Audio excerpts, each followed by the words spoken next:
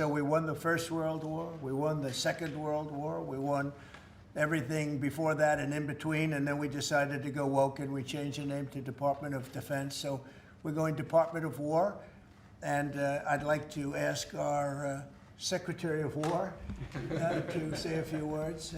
Pete Hegseth. I think it's a much more appropriate name, especially in light of where the world is right now. We have the strongest military in the world. We have the greatest equipment in the world. We have the greatest manufacturers of equipment by far.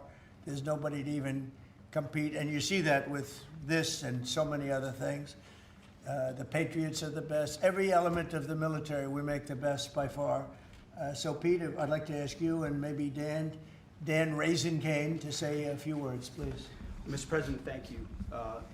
After winning a war for independence in 1789, George Washington established the War Department, and Henry Knox was his first Secretary of War. And this country won every major war after that, to include World War I and World War II. Total victory, Mr. President, as you said. Then 150 years after that, we changed the name after World War II from the Department of War to the Department of Defense in 1947.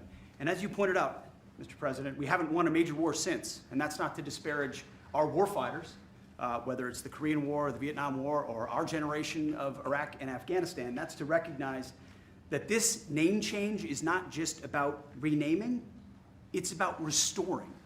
Words matter. It's restoring, as you've guided us to, Mr. President, restoring the warrior ethos, restoring victory and clarity as an end state, restoring intentionality to the use of force. So at your direction, Mr. President, the War Department is going to fight decisively, not endless conflicts. It's going to fight to win, not to lose. We're going to go on offense, not just on defense. Maximum lethality, not tepid legality. Violent effect, not politically correct. We're going to raise up warriors, not just defenders. So this War Department, Mr. President, just like America, is back. Thank you for your leadership and your clarity. We're going to set the tone for this country. America first, peace through strength, brought to you by the War Department. We're back.